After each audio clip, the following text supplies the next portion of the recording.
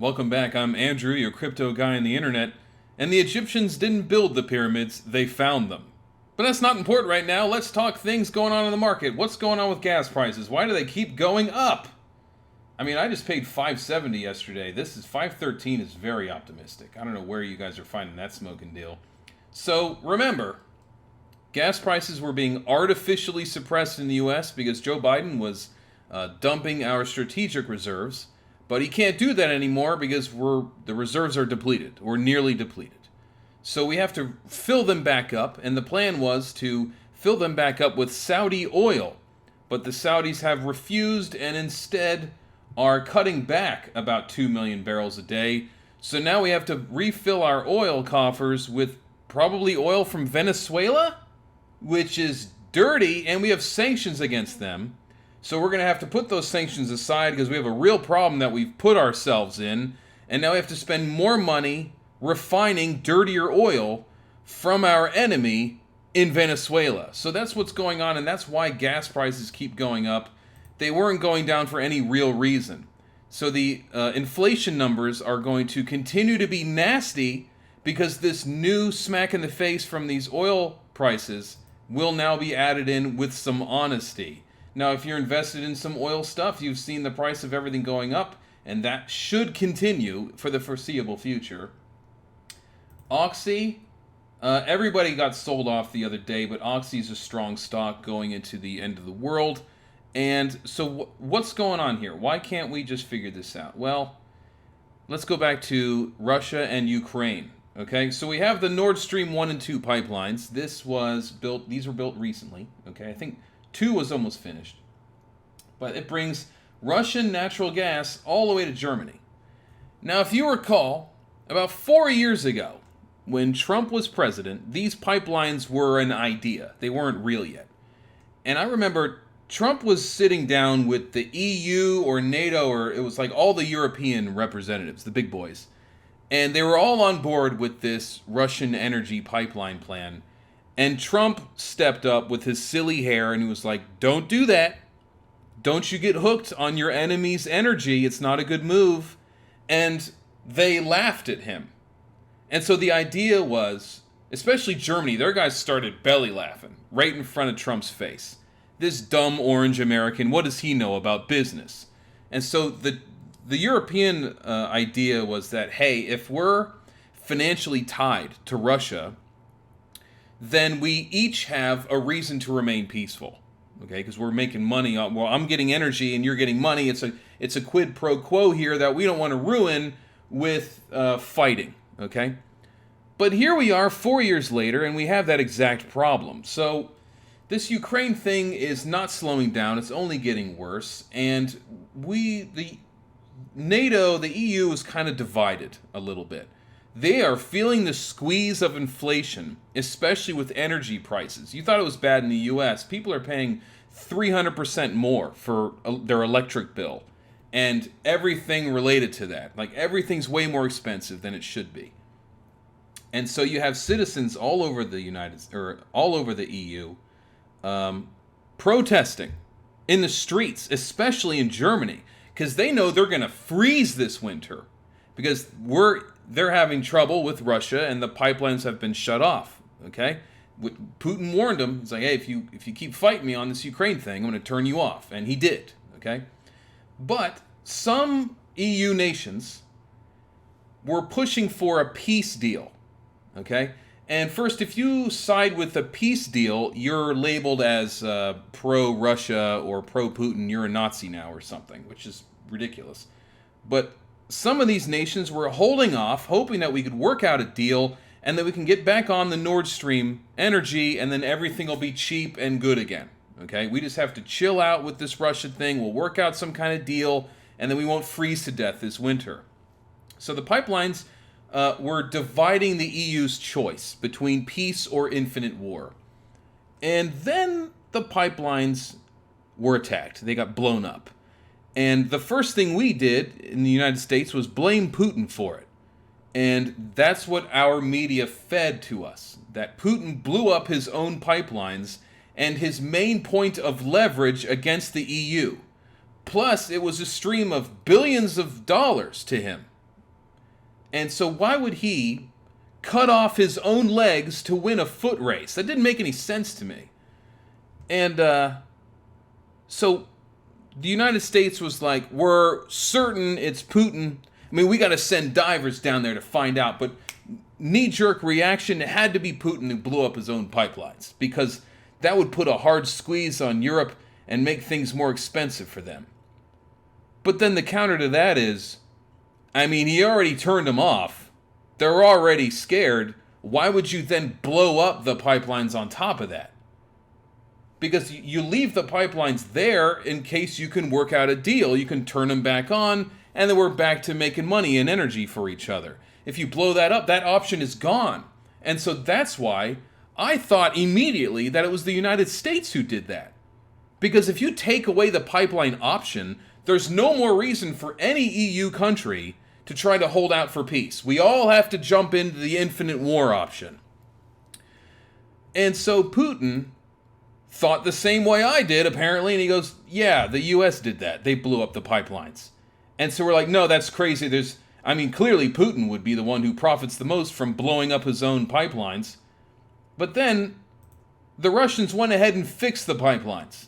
Gazprom, the state-owned energy giant, has sent crews down there to fix the pipelines. And then they called up Germany and they're like, hey man, the pipelines are back online. I mean, they're still off, but I can turn them back on if you want to work out a deal and back out of this war. And now Germany's in this bad spot because people are still screaming in the streets, freezing. They want this energy. They want this peace worked out. But, Putin bad, and we got to kill him and stuff, so you just got to freeze. So they're going to do mandatory blackouts throughout winter, and Europe as a whole has to decrease their energy consumption considerably. Now, they're going after everyday citizens first, even though like the top 100 companies of the world consume about 70% of the energy, or is it 70% of the CO2 emissions? Either way, they're going after regular people more than companies. Or I guess they're going... It's just strange that somebody who has a crappy apartment somewhere in Germany is getting punished for the decisions of the people far above them and out of their reach. Okay, look, I'm just trying to feed my kids. I don't want to freeze this winter over you idiots, okay? So now it's like, all right, what's going on in Russia and Ukraine? Why does this keep happening? So Putin comes out and he holds a vote, okay? According to him, he put out a fair election, a vote to see if these four regions, 1, 2, 3, 4, these four regions were to join Russia and become Russia officially. And apparently it went over in Russia's favor, and now these four areas, in addition to Crimea, are recognized as Russian territories, okay? Now, why does this matter? Well, when the Soviet Union fell, there was an agreement, and there were a lot of details to it, but a big part of it was that Ukraine was to remain neutral. Europe needs to stay away, and Russia needs to stay away, okay? This is neutral territory. But over the years, the Europeans haven't invaded Ukraine, but they have gotten their dirty mitts in some of these elections. And that bothered Putin quite a bit, along with about half the people in Ukraine. And if you look at the map, this is 2004's election results, and this is 2010. It's kind of like the United States, divided mentally. It's almost like having Californians and Floridians. So you got California and Florida. They're two totally different lifestyles and ways of thinking. So these people are closer to Russia, so they think like Russians. And these people are closer to Europe, so they think like Europeans. Now, I don't know what it's like being right on the border. Like, are these the reasonable people that are just like, well, I can see both sides with clarity. Suppose I'll just flip a coin on this one. But as soon as you step over that line, you are all in on Russia, okay? So the bottom line is Putin comes in, and he takes these territories. Apparently, they went willingly. They didn't really fight back throughout this whole thing because they're Russian in mind and body. Okay, they're thinking, this seems 50-50, though. I don't know about this. But definitely this one and probably this one. Crimea they already had. But this is questionable to me, based entirely on election results. But So Putin has these, right? And he goes, okay, now that these people have joined me, and they've all celebrated and they're happy that they're part of Russia, this is now considered Russian territory. So if Ukraine or anybody from the EU attacks anything in these areas, we will see that as an attack on Russian soil, and we're not going to hold back anymore. That's what Putin said. And so immediately, the Ukrainians, greenlit by the Americans, blew up the bridge that linked Crimea to the Russian mainland, okay, essentially choking off Crimea from reinforcements from Russia, but it also doesn't give Russian troops a way out, and so that is considered a big escalation. So now that this bridge has been blown up, Putin went, do it. And so overnight, all day, he's sending cruise missiles all over Ukraine, including the capital, Kiev, and blowing up essential like government buildings. He didn't go after like kids or schools or anything, or supermarkets, or even like water supply stations, or anything structural. He just found like major government buildings and blew them to smithereens real fast. Not with nukes, with cruise missiles, okay, direct impact. And, no, but where are government buildings? I mean, they're in the middle of cities. So you got white girls jogging down the street, people going to work, and then a building just vaporizes. And then there's panic everywhere, right? So that's what's going on there. It's ugly. And as a result, this is putting a lot of fear in the market. And so gas prices are going up. And you're going, all right, well, can we just, like, drill more of our own oil? Would that be an option? And so Jamie Dimon has the same idea. JP Morgan's big shot, who's like shitting on Bitcoin while buying some at the same time, he comes out and goes, hey, wouldn't it be a good idea if we could just like treat this as a matter of war and start drilling more of our own oil? Because wouldn't it be better if the EU nations just bought natural gas from the United States? We're a big exporter of natural gas. Now that Jamie Dimon has seen the end of the world, he's going, yeah, we should just drill for more oil, guys. I think that would solve a lot of problems. And then, but instead of doing that, Biden goes to the Saudis. And like I said, OPEC Plus, and he goes, hey, guys, listen, hey, where am I? Oh, yeah. I need, like, way more oil out of you guys, okay? And they're just like, no. And so now Biden's stuck, and he's going to have to buy it from somewhere else.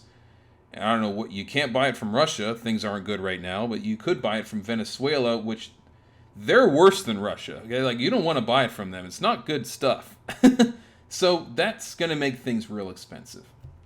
And then a friend of mine asked about nuclear war. Like, what is it like if we actually get nuked? And I'm going like, hang on a second. Nobody's calling for nukes other than Zelenskyy from Ukraine. So he's the first one who comes out and he goes, we need to have preemptive nuclear strikes on Moscow. You know the people who've been paying for this war? The West and the United States? We call up Zelenskyy and we're like, you need to cool it, okay? I don't think you understand what that means. All right, if you are the one who brings up nukes before Putin, that makes you look like the bad guy. Plus, I don't think you understand. Well, once nukes start flying, we're all dead, okay? That's not an option. You never say the N-word. You can shoot as many cruise missiles as you want, but as soon as someone drops a nuke, even a little one, oh, all bets are off. Doesn't matter what stocks or crypto you have, we're all doomed. Okay, so what would it look like if we actually got nuked? Well, there's something you can see it. NUKEMAP. Google NUKEMAP. It's super fun. You can simulate nuclear bombs anywhere in the world. You can pick a place. You can pick bombs that we know of, big and small. And so I've gone with one of the bigger ones that we know Russia has, and I just dropped it on DC. Now, with one nuke, you can take out DC and New York City and everything in that area. It's just gone. One bomb. So we don't want to talk, hey, Zelenskyy, yeah, let's get into a nuclear war, man. Well, they can delete our politicians and our stock market in one shot. So let's not suggest that as an idea. Now, if the wind blows this way, oh, all these people now have stage 4 cancer and 3rd-degree burns over their entire body. If they're not in the immediate blast radius, it's actually worse for them because they don't get vaporized instantly. Instead, they turn to juice at the molecular level, and there's nothing a hospital can do for you. Third-degree burns over your entire body, your skin can't grow back. So you essentially, they remove the skin from your body in one shot. Duck and cover doesn't protect you from that. And then the radiation makes it so nothing grows back. So where could you live in the United States that would not get hit by even the largest known atomic bomb? Well, right in the middle of the country somewhere. Now let's say they're tired of San Francisco, okay, and the wind's blowing in from the sea. Well, that could reach Arizona, Utah, Colorado, New Mexico's getting a little bit. You know, if you move it up here, we got northerly winds, all those hippies, all the AJs, all the sprouts that you're going to, that's all gone, all right? But even if you have one here and one all the way over here, with the wind blowing at the worst possible direction, you are safe in Omaha, Nebraska. Okay, northern Texas, Oklahoma, Kansas, South Dakota, North Dakota, all these places in the middle of the landmass, no nukes are going to reach you. And so you'd have to blow these places up through like a more direct attack. Let's say they came in from Cuba and launched something, then they would get us, but that would take a lot more work. And plus, if you try to do like a land invasion, you got to get through all these Republicans first, and they're all shooting at you. So basically, you're safe in Omaha. Anywhere in the flyover states in the middle that nobody ever talks about, that's where you want to live, in case nukes are coming our way at some point. And I've read that the backup D.C., so like let's say Washington, D.C. is lost, ahead of time, all of our most important politicians will flee to Omaha, where they have like a backup capital city. Isn't that fun? So they've already thought of this. We got underground bunkers everywhere for, the rich people and the people who matter. But you and me, we're all dead. So let's not do the nuclear option. I think it's way better that we talk out some kind of deal. But right now, if you bring up a peace deal on Twitter or anywhere, Elon Musk even tried it and he got shit on by everybody. If you bring up a peace deal, you're seen as the enemy. You're somehow pro-Russia. So here's the deal I think would be interesting. The way we end this is only two ways out. Either we come up with some kind of peace deal, or Ukraine is completely destroyed. Or worse. So what we could do is make a new election that is monitored by people from NATO, okay? Standing at every poll. Make sure there's no funny business. We hold a new election. Do you want to join Russia or not? And let them vote it out, okay? But you have to honor the result. Now, historically, these people want to be Russians. Now, this is a 50-50, but these three regions in Crimea, they're Russian people, and they want to be part of Russia. So who are we to step on that? Right? And we did have this agreement before where this whole territory must remain neutral, but both sides have stepped on that agreement. So at this point, we have to draw up a new agreement. Be like, look, if you people actually want to join Russia, go ahead. You have an election, and the Europeans will keep a close eye on it and make sure this is transparent and real. And then we will honor the results and move on. And then the bridge is already being fixed. Okay, from Crimea to Russia. Honor Crimea as part of Russia, along with these 3 or 4 areas, and then we hook up the Nordstream again and go back to business. But we've already spent too much money, way too many people have died, and the world markets are collapsing as a result of this, or this is exacerbating all the worst things we have going on right now. So we got to come up with a reasonable solution, and if you know anybody who brings up a peace option, like something similar to what I just said, don't call them like Russian propaganda or some garbage. Like, there is no Russian propaganda unless you see some funny memes. Like, RT is banned from YouTube and Google and any kind of American TV or media, okay? So this is just me looking at it objectively, going like, is this really worth doing?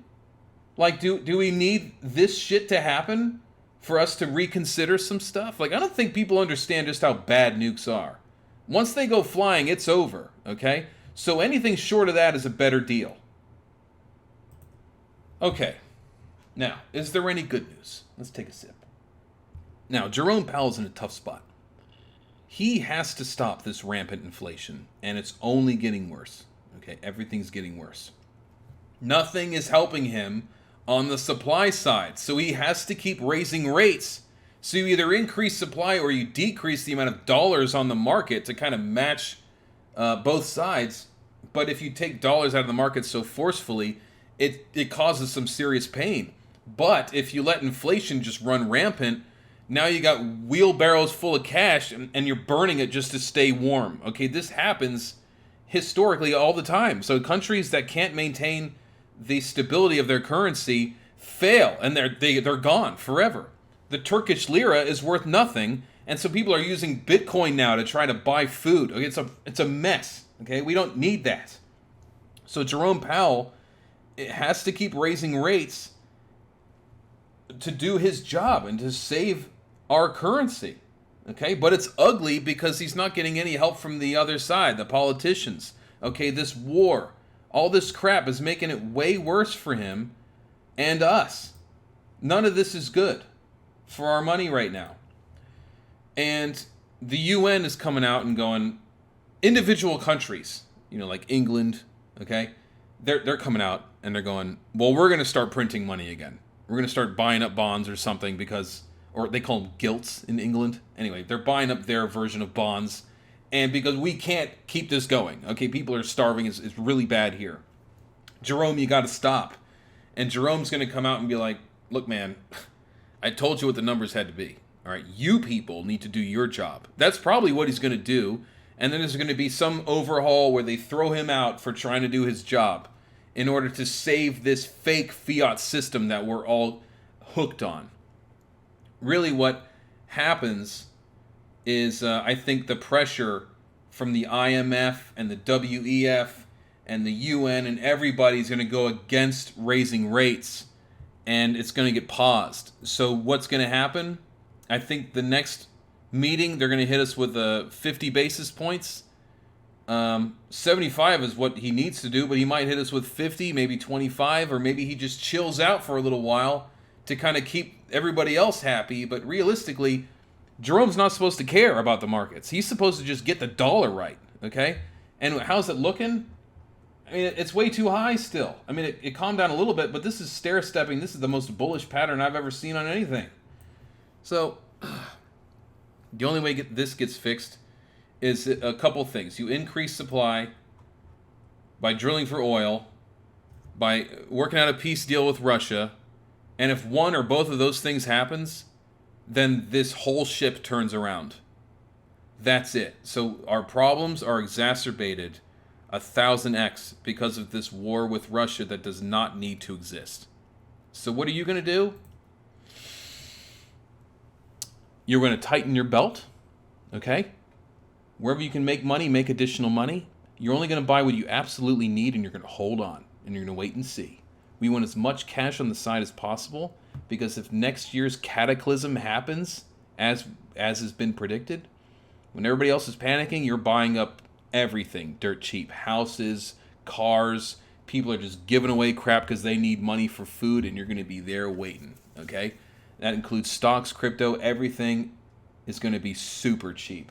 If you're investing in a crypto, Bitcoin's the safest one right now. It's the alternative plan to all of this fiat mess right now, and that's why Bitcoin was invented, as a counter to all this bullshit I just went over. So have some Bitcoin in your portfolio, because it can't be governed. It can't be shut off like a pipeline can. All right? Anyway, you guys have a great week. Keep your nose clean. Tighten your belts. Work extra hours while you still can before your boss has to lock the front door.